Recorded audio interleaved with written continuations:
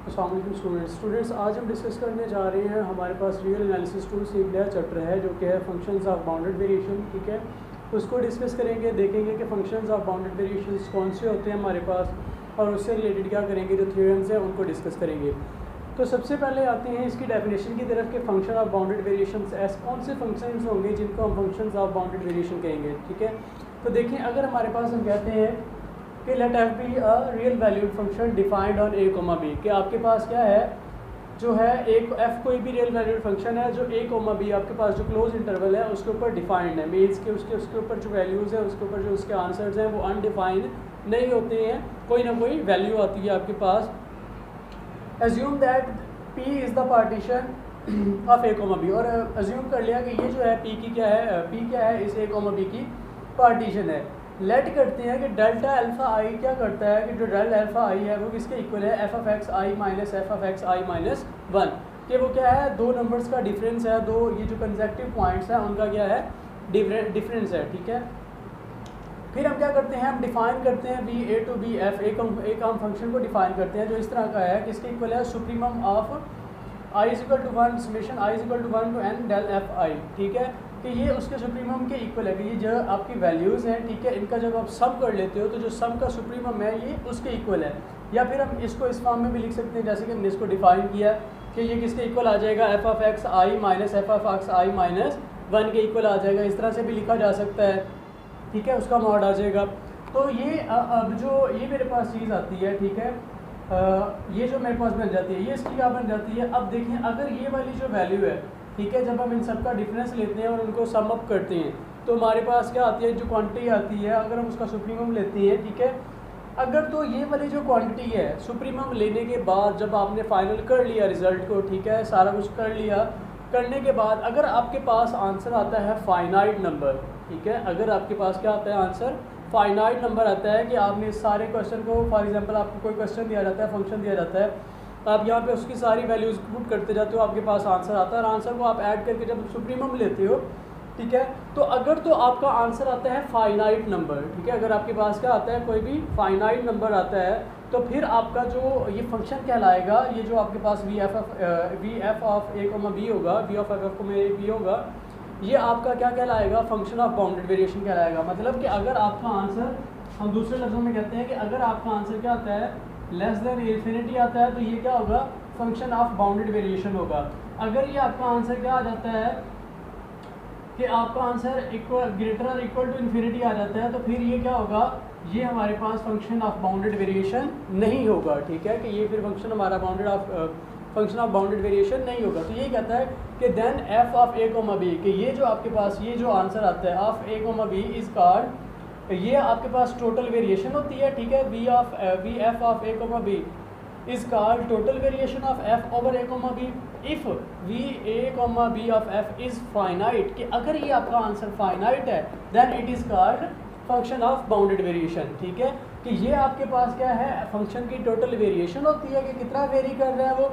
ठीक है, जब आप फाइनल वैल्यू में से इनिशियल वैल्यू को माइनस करेंगे तो आपके पास पता चल जाएगा आपको कि ये फंक्शन आपका कितना वेरी कर रहा है, टोटल वेरिएशन बताएगा फंक्शन की।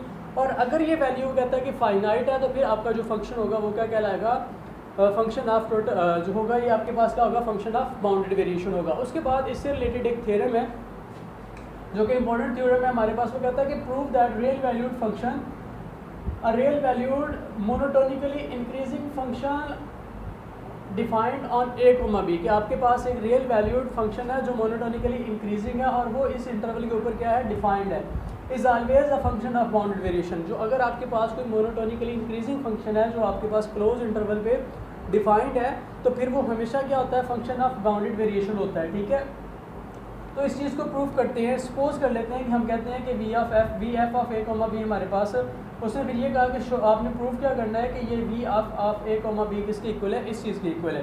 ठीक है, तो प्रूफ देखते हैं। तो सबसे पहले तो मुझे क्या चाहिए होगी, जो हमारा इंटरवल होगा उसकी पार्टीशन बनाऊंगा। लेट कर लेता हूँ P is equal to A, P is equal to A is equal to X naught है, मेरे एक्स नॉट से स्टार्ट हो रही है और एक्स एन जो कि बी के इक्वल है वहाँ पे ये ख़त्म हो रही है। ठीक है, with the partition of A comma B. ठीक है, ये क्या है, उस कोमा जो हमारे पास इंटरवल है उसकी क्या है, पार्टीशन है। ठीक है, अब हमें पता है सिंस क्या, since F is monotonically increasing function.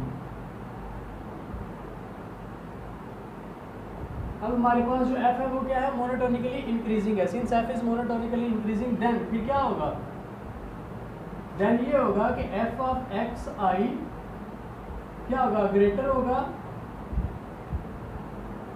Greater or equal to f of x I minus 1। ठीक है, ये कैसे आया, देखिए जो हमारा फंक्शन होता है जिसको हम कहते हैं कि जो हमारा फंक्शन मोनोटोनिकली इंक्रीजिंग है, तो उसमें क्या होता है कि हर अगली वैल्यू पिछली वैल्यू से क्या होती है, बड़ी होगी है। तो देखिए एक्स आई हमारा यहाँ पे अगर देखा जाएगा तो बड़ा नंबर होगा और एक्स आई माइनस 1 उससे पिछला नंबर होगा। जब हम एफ ऑफ एक्स आई पे वैल्यू निकालेंगे तो इसकी वैल्यू ज़्यादा होगी क्योंकि ये क्या है, आगे आ रहा है, और ये F of x I minus 1 क्योंकि F of x I, for example मैं कहता हूँ कि यहाँ पे दो नंबर थे, F of x I minus 1 होगा तो एफ ऑफ एक्स आई होगा। अब देखें मोनोटोनिकली इंक्रीजिंग है तो इस पे फंक्शन की वैल्यू ज़्यादा होगी, इस पे क्या होगी, कम होगी। तो इसलिए मैंने इसको लिख लिया F of x I is greater than F of x I minus 1। तो मैं इसको इस तरह से भी लिख सकता हूँ, F of x I minus F of x I minus 1 is greater or equal to 0। तो ये क्या होगा, ग्रेटर आर इक्वल टू 0 होगा। ये इसको, ये इधर F of x I minus को मैं इधर ले आया हूँ। तो देखिए इसको मैं फिर से क्या कर सकता हूँ, इसको मैं इस तरह से भी लिख सकता हूँ, F of x I minus F of x I minus 1 mod is greater or equal to 0। ये क्यों लिखा है, देखिए ये इसलिए लिखा है कि अगर आपके पास पॉजिटिव नंबर है, आप पॉजिटिव नंबर का मॉड ले लो तो उससे उसके ऊपर कोई इफेक्ट नहीं पड़ता है। ठीक है, वो पॉजिटिव नंबर का मॉड पॉजिटिव ही होता है हमारे पास, तो इसलिए इसको मॉड में लिख दिया। तो इसको मैं लिख सकता हूँ कि ये since this implies that del F i मेरा किसके इक्वल होता है, डेल एफ आई मॉड जो होगा वो किसके इक्वल होगा, F of x I minus F of x I minus 1 के इक्वल होगा। ठीक है, ये इस चीज़ के इक्वल होगा।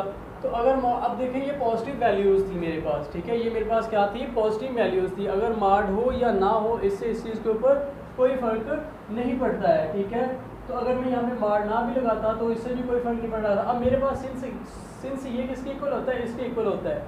ठीक है, तो इसका मतलब है कि ये जो मेरे पास चीज़ थी, ये जो चीज़ है, ठीक है, ये यहाँ पे थी ना, तो इसलिए मैंने यहाँ पे लगाया था मॉड। ठीक है, मैंने कहा था मॉड लगाने से इसके ऊपर कोई फ़र्क नहीं पड़ता। अब मैं इसको लिख सकता हूँ यहाँ से, दिस इम्प्लाइज दैट, ठीक है, कि ये मेरे पास जो डेल एफ है, डेल एफ आई का जो मॉड होगा वो डेल एफ आई के इक्वल होगा। ठीक है, डेल एफ आई का जो मॉड है वो किसके इक्वल होगा, डेल एफ आई के इक्वल होगा। देखें अब ये कहाँ से है, ये मैं आपको समझाने के लिए बता रहा हूँ। ये कैसे लिखा मैंने, देखिए डेल एफ आई जो मेरे पास है, ये मेरे पास डेल एफ आई की वैल्यू है। ठीक है, ये मेरे पास किसकी वैल्यू है, डेल एफ आई की वैल्यू है कि डेल एफ आई किसके इक्वल होता है, वो इक्वल होता है f of x I minus F of x I minus 1 के। ठीक है, अब ये वाली जो वैल्यू है इसके साथ अगर मैं मॉड लगा भी देता हूँ तो भी ये पॉजिटिव है, अगर नहीं भी लगाता तो भी ये पॉजिटिव है। इसलिए मैं लिख सकता हूँ कि डेल एफ आई किसके इक्वल होगा, डेल एफ आई के इक्वल होगा। ठीक है, तो इसलिए यहाँ से मैंने क्या लिख लिया, ये लिख लिया। अब मैं क्या करता हूँ, अब मैं सुप्रीमम जो होगा मेरा, ठीक है, उसको मैं लेके आता हूँ। तो वी अब मैं डिफाइन करता हूँ, क्या मैंने फाइंड क्या करना था, v a f comma b. तो मैं लिखता हूँ v of f comma function of bounded variation जो होगा मेरे पास वो किसके इक्वल होता है, वो इक्वल होता है supremum of summation I is equal to 1 up to n mod del F i के इक्वल होता है। ठीक है, ये इस चीज़ के इक्वल होता है। तो इसको मैं इधर लिख लेता हूँ।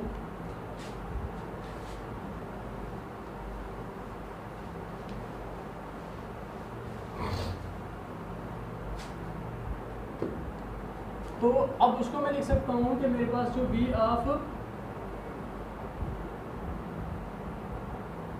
एफ कॉमा ए बी है उसको मैं लिख सकता हूँ supremum of summation I is equal to 1 up to n और डेल एफ आई लिख सकता हूँ। ठीक है, ये मैंने देखें मॉड को ख़त्म कर दिया है क्योंकि मॉड और बगैर मॉड वाले आपस में इक्वल हैं। ठीक है, क्योंकि ये इसके इक्वल होता है और इसका मॉड लें तो भी ये ग्रेटर और इक्वल टू 0 ही रहता है। तो इसका मतलब है कि मैं क्या कर सकता हूँ, क्योंकि ये भी पॉजिटिव वैल्यू है, पॉजिटिव वैल्यू का मॉड लें या ना लें एक ही बात है, ठीक है। तो अब मैं डेल एफ आई के इक्वल पुट कर लिया। अब मैं डेल एफ आई की जो वैल्यूज़ हैं उनको पुट करता हूँ, ठीक है। कि डेल एफ आई किसके इक्वल आएगा, समेशन, मैं इसको ओपन करता हूँ तो ये आ जाएगा summation I is equal to 1 up to N. Del F i किसके इक्वल है, f of x I minus F of x I minus 1 के इक्वल है, ठीक है, ये इसके इक्वल है। अब मैं समेशन को ओपन कर देता हूँ तो ये आ जाएगा सुप्रीमम ऑफ, ठीक है, सुप्रीमम को मैं ओपन करूँगा तो ये आएगा f of x 1 minus F of x nought plus f of x 2 minus F of x 1 आ जाएगा, ठीक है। उसी तरह से प्लस सो ऑन, फिर plus f of x n minus F of x n minus 1 आ जाएगा मेरे पास, ठीक है। अब देखें कि जो वैल्यूज़ मेरे पास कटती हैं मैं उनको काट देता हूँ। F of x 1 F of x 1 से कट जाएगा, एफ ऑफ एक्स 2 यहाँ से आएगा वो भी कट जाएगा, एफ ऑफ एक्स एन यहाँ पे f of x n minus 1 होगा उससे कट जाएगा। बाकी मेरे पास रह जाएगा supremum of F of x n minus F of x nought, ठीक है। ये मेरे पास क्या है, ये मेरे पास आ जाएगा supremum of F of B minus F of A, ठीक है। तो ये मेरे पास कोई नंबर आएगा तो यहाँ से सुप्रीमम भी खत्म हो जाएगा, बाकी मेरे पास क्या रह जाएगा, F of B minus F of A आ जाएगा, ठीक है। कि देखें यहाँ पे मेरे पास क्या होगा कि यहाँ पे मेरे पास, मैंने कहा कि ये मेरे पास सिर्फ एक ही नंबर रह जाएगा, ठीक है। यहाँ पे एक ही नंबर आएगा तो सुप्रीमम क्या हो गया, मैंने सुप्रीमम को ख़त्म कर दिया कि उस नंबर का सुप्रीमम आ गया तो मेरे पास ये चीज़ रह जाएगी। अब इस चीज़ को मैं देखें, ये मेरे पास पॉजिटिव वैल्यू है, ठीक है, ये मेरे पास क्या है, पॉजिटिव वैल्यू। हमने कहा था एक चीज़ तो यहाँ से ये देख लें कि ये मेरे पास हमने कहा कि b F of A comma b के इक्वल है, ठीक है। ये किसके इक्वल है, b F of A comma b के इक्वल है।